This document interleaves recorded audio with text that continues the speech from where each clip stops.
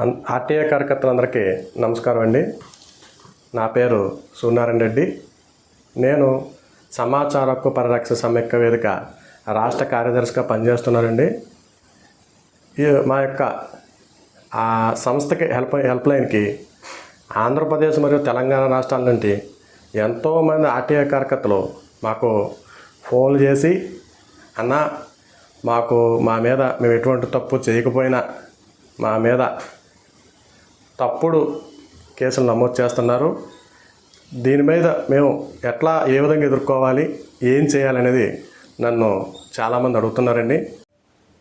మీపై కేసు నమోదైనప్పుడు పాటించవలసినటువంటి కొన్ని విషయాలు మీకు చెప్పాలనుకుంటున్నాను. జనరల్గా ఒక కంప్లైంట్ వస్తే ముద్దాయికి పోలీసులు ఫోన్ చేసి, ఏవయ్యా నీ పేరు ఏంటని అడుగుతారు. మీరు పేరు చెప్పగానే నీ మీద ఇలా కంప్లైంట్ వచ్చింది, మీరు ఒకసారి వచ్చి ఎస్ఐ గారు కనపడాల్సిందిగా వాళ్ళు చెప్తారు. తర్వాత మీరు స్టేషన్కి వెళ్ళగానే మొట్టమొదటిగా అడగాల్సింది ఏంటంటే, సార్ నా మీద కేసు పెట్టారని అన్నారు, నాకు 40 అనే నోటీసు ఇవ్వాల్సిందిగా మీరు అడగాలి. ఎందుకంటే 41 నోటీస్ అనేది ఎఫ్ఐఆర్ నమోదైన 14 రోజుల్లో ఇవ్వాలని గౌరవ సుప్రీంకోర్టు, హైకోర్టు పలు జడ్జిమెంట్లో తీర్పునిచ్చింది. కాబట్టి మీరు నాకు 40 అనే నోటీసు జిరాక్స్ కాపీ కావాలని మీరు అడగొచ్చు. మా దగ్గర జిరాక్స్ లేదని అంటే మీరు ఫోన్లో ఫోటో తీసుకుంటున్న అడిగి ఫోటో తీసుకోండి. ఈ సందర్భంగా కొందరు ముద్దాయిలకి 40 అనే నోటీసు ఇచ్చినప్పటికీ దాంట్లో మీరు ఏ తేదీని మీకు ఇచ్చారో తేదీని, అలాగే సమయాన్ని కూడా మంచిది.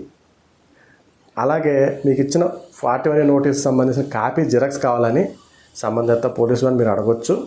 అలాగే ఆ కాపీ ఒకవేళ వాళ్ళు లేదు అంటే మీ ఫోన్లో ఫోటో తీసుకుంటానని కూడా మీరు వాళ్ళని అడగొచ్చు.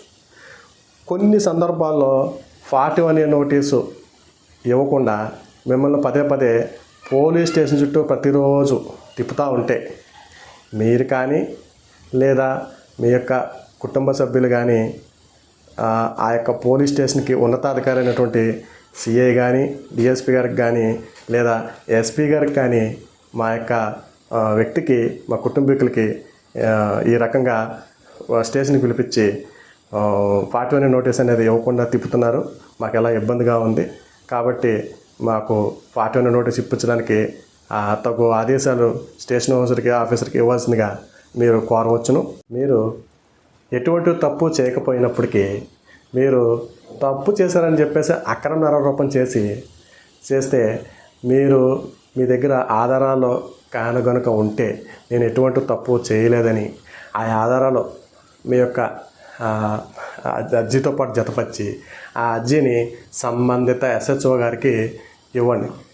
అయితే మీరు ఏదైతే అర్జీ ఇస్తున్నారో ఆ అర్జీ మీద ఎస్హెచ్ఓ గారు రిసీవ్డ్ కాపీ తీసుకోండి. ఒకవేళ ఆ యొక్క రిసీవ్డ్ కాపీ మీద వాళ్ళు ఎక్నాలజ్మెంట్ ఇవ్వకపోతే ఒకవేళ బై హ్యాండ్ ఇచ్చినప్పటికీ అదే కాపీని మీరు మరలా రిజిస్టర్ పోస్ట్ ద్వారా పంపించి ఆ కాపీని మీ దగ్గర ఒక కాపీ జిరాక్స్ పెట్టుకోండి. ఈ సందర్భంగా నేను మీకు చెప్పదలసింది ఏమిటంటే, మీపై ఎటువంటి తప్పు చేయకపోయినా తప్పు చేశారని ఎఫ్ఐఆర్ బుక్ అయిన తర్వాత కొంతకాలం తర్వాత మీకు పోలీసు వారు ఛార్జ్ షీట్ వేస్తే కోర్టు నుండి మీకు సమాన్లు వస్తాయి. సమాలు తీసుకున్న తర్వాత కొన్ని వాయిదాలు మీరు తిరిగిన నేపథ్యంలో మీరు ఎవరైతే ఫిర్యాదు చేశారో ఫిర్యాదుదారుడు నేను రాజీ పడతానని అన్నా, లేక పోలీసులు మీరు రాజీ కుదుర్చుకోవాలని చెప్పినా మేము తప్పు చేయకపోయినా కోర్టుల చుట్టూ తిరుగుతున్నాం. కాబట్టి మేము ఎన్ని సంవత్సరాలైనా వాయిదా తిరుగుతాం, మేము తప్పు చేయలేదని కోర్టులో వాదించుకుంటామని గట్టిగా వాళ్ళకి చెప్పండి. కొంతకాలం వాయిదాలు జరిగిన నేపథ్యంలో, వాదోపవాదనలు కోర్టులో జరిగిన నేపథ్యంలో మీపై చేసినటువంటి ఏదైతే అక్రమ ఆరోపణలు ఉన్నాయో అందులో ఎటువంటి ఆధారాలు లేవని కోర్టు గ్రహించి మీపై ఉన్నటువంటి కేసు సరైన ఆధారాలు లేవని కేసు కొట్టివేస్తే 3 నెలల తర్వాత అనగా 90 రోజులలో మీ యొక్క కేసులో ఫిర్యాదుదారుడు మరియు సాక్షులు చెప్పినటువంటి వాంగ్మూలాలన్నీ కూడా మీ యొక్క న్యాయవాది ద్వారాగా సంబంధిత కోర్టులో సర్టిఫైడ్ కాపీలు సిఏ కాపీలు 2 సెట్లు కావాలని చెప్పి మీరు తీసుకోండి. తదుపరి తీసుకున్న ఆ కాపీలు ఆధారంగా మేము ఎటువంటి తప్పు చేయకపోయినా మా మీద క్రిమినల్ చర్యలు ప్రారంభమయ్యేటట్లు చేసి, అలాగే పోలీసు వారి యొక్క విలువైన సమయాన్ని వృధా చేసినటువంటి ఫిర్యాదుదారుడి మీద కూడా మీరు చర్యలు తీసుకోవాలని చెప్పేసి సంబంధిత స్టేషన్ హౌస్ ఆఫీసర్ వారికి ఏదైతే మీరు సిఏసి తీసుకున్నారో ఆ కాపీలు ఎంక్లోజ్ చేస్తూ మీరు ఒక ఫిర్యాదును ఎస్హెచ్ఓ గారికి ఇవ్వండి. ఒకవేళ మీ ఫిర్యాదు మీద సంబంధిత ఎస్హెచ్ఓ గారు తప్పుడు ఫిర్యాదు ఇచ్చినటువంటి వ్యక్తి మీద కేసు నమోదు చేయకపోతే తదుపరి ఆ పోలీస్ స్టేషన్ పరిధిలో ఉన్నటువంటి జిల్లా పోలీస్ కంప్లైంట్ అథారిటీలో మేము ఫిర్యాదు ఇచ్చినా పట్టించుకోవట్లేదని చెప్పి మీరు ఒక ఫిర్యాదు చేయండి. అలాగే మీకు న్యాయవాది ద్వారా కూడా సంబంధిత కోర్టులో పోలీసు వారి కేసు నమోదు చేయట్లేదని చెప్పి ప్రైవేట్ పిటిషన్ వేసి కూడా ఎఫ్ఐఆర్ చేయమని ఆదేశాలు జారీ చేయాలని మీరు కోర్టును కూడా కోరవచ్చు. అలాగే మీ యొక్క విలువైన సమయాన్ని వృధా చేయడం మరియు మీ యొక్క సమాజంలో మీకున్నటువంటి పరువు ప్రతిష్టలు దెబ్బతీసి మిమ్మల్ని ఒక నేరస్తుడు వలె చిత్రీకరించినటువంటి వ్యక్తి మీద మీరు మీ యొక్క అర్హతను బట్టి ఎన్ని లక్షలకైనా సంబంధిత సివిల్ కోర్టులో మీరు ఫిర్యాదుదారుడి మీద పరువు నష్టం దావా కేసు వేసుకోవచ్చు. ఈ విధంగా మీ మీద తప్పు చేసిన వ్యక్తి మీద మీరు ఎప్పుడైతే మీరు ఫైట్ చేశారో మీ మీద భవిష్యత్తులో మరోసారి ఎవడైనా కేసు పెట్టాలంటే ఒకసారి ఆలోచిస్తాడు.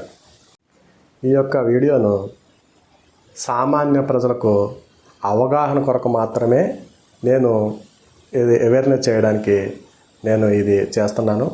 నేనేమి ఎక్స్పర్టర్ నేను కాదు. నాకు తెలిసింది, నాకు అనుభవంలో తెలిసింది అని నేను 10 మందికి చెప్పాలని నేను ఈ వీడియోని చేయడం జరిగింది. మీకు మా సమాచార హక్కు పరిరక్షణ సమైక్య వేదిక తరపున సూచనలు అంటే ఆర్టీఐ మీద సలహాలు మరియు ఇతర విషయాల మీద న్యాయ సలహాలు కావాల్సి వస్తే మీరు మా యొక్క అసోసియేషన్కి సంబంధించినటువంటి హెల్ప్లైన్ నంబర్ 709365736 అనే నెంబర్కు వాట్సాప్ ద్వారా మెసేజ్ ద్వారా కానీ లేదా ఆడియో ద్వారా కానీ మీకు వాయిస్ ఆడియో ద్వారా కానీ తెలియజేసిన ఎడల మేము మీకు సరైన సూచనలు ఇవ్వగలమని మేము తెలియజేస్తున్నాం. జై హింద్.